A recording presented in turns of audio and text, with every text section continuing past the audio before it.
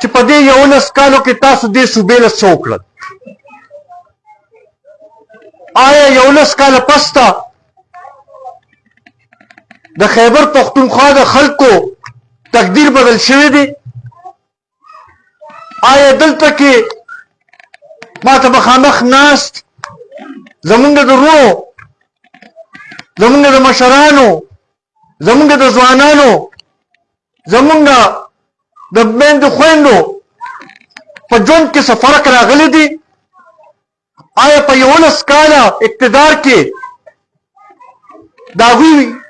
ژوند ښه شوی دی او که خراب شوی دی؟ نن که هر کلي ته تاسو لاړ شئ او دا سوال تپوس وکړئ، نو زما خیال دی هر څوک به درته دا جواب درکوي چې یاره زمونږ ژوند خراب شوی دی، ښه شوی نه دی، زمونږ په مشکلاتو کې اضافه شوې ده، کمې نه دی راغلی. بیا د حکومتي سطح باندې هم که وګورو، په 11 کاله کې تقریبا 900% په قرضو کې خو اضافه وشوه، خو موږ څه داسې ونه لیدل چې موږ وایو څه داسې لویه منصوبه جوړه شوه چې د هغې د وجې نه خلکو ته روزګار میلاو شوی دی، د هغې د وجې نه د خلکو په ژوند کې فرق راغی.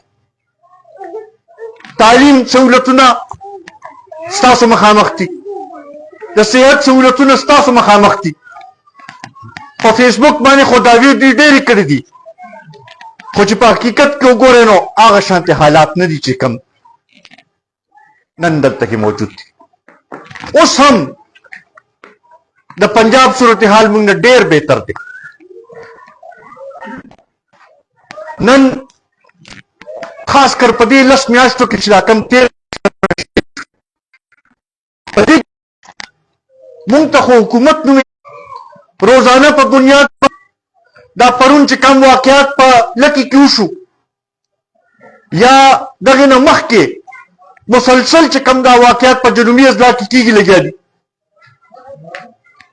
دا دې طرف ته اشاره ده چې حالات ښه نه دي او ښه نه د بد نه بدتر کېږي لګیا دي. روزانه په بنیاد باندې دماطي کېږي، روزانه په بنیاد باندې خلک اغوا کېږي، روزانه په بنیاد باندې زمونږ پولیس والا چې دی شهیدان کېږي لګیا دي. او بل خواته چې وګورو د حکومت طرفه هېڅ قسمه حکمت عملیه مونږ ته نه ښکاري. دغه شانتې د خپل علاقې ته به راشو، په دې کې تاسو وګورئ چې کومه داسې غټه منصوبه په دې 11 کالو کې شروع شوې ده. دلته خو که موږ نظر واچو که بجلي خوره شوې ده نو هغه د ملي رهبر جناب آفتاب احمد خان شیرپا په وخت کې شوې ده. که دلته کې روډ جوړ شوی دی د ملي رهبر جناب آفتاب احمد خان شیرپا په وخت کې جوړ شوی دی. که دلته کې سکول جوړ شوی دی، که دلته کې هسپتال جوړ شوی دی د ملي رهبر جناب آفتاب احمد خان شیرپا په وخت کې جوړ شوی دی. نو موږ دا سوال کوو د موجوده ممبرانو صاحبانو نه، د موجوده MNA-ګانو MP-ګانو نه چې تاسو د اسمبلو کې څه لپاره ناست دی چې د خلکو مسایل نشئ حل کولی، د خلکو مسایلو لپاره اواز نشئ اوچتولی، نو بیا دغه ځای کې تاسو څه لپاره ناست دی؟ لږ د دې وضاحت دی قوم ته تاسو وکړئ. بیا ورسره اقبال خو هغې طرف ته اشاره وکړه چې دوی خو احتجاجونو نه علاوه بل څه نه کوي، خو زه ته دا هم تپوس کومه چې کله یې مرضي شي نو د جیب نه کاغذ روباسي او چې امریکې زما خلاف سازش کړی دی او absolutely not ورته زه وایم، او چې بیا اوس مطلب شي نو وایي چې یاره امریکې نه زما سفارش کېږي او زه ورته جیل نه راوځم. نو موږ ته دا تپوس کوو چې دا د کوم ځای پالیسي ده؟ دغه شانتې عزتمندو که موږ وګورو نو هر طرف نه زموږ صوبه وروسته پاتې شوه. نن د قومي وطن پارټۍ کارکنان چې دي هغوی په دې اواز سره دې سوچ سره راپاڅېدلي دي چې که بل څوک د دې قوم تپوس کوي او که نه کوي کبل څوک د لوډ شیډینګ او د ګرانۍ تپوس کوي او که نه کوي کبل څوک د امن و امان د خراب صورتحال تپوس کوي او که نه کوي کبل څوک د پولیس چې کم ظلم زیاتې په خلکو باندې کوي یا دي د هغې تپوس کوي او که نه کوي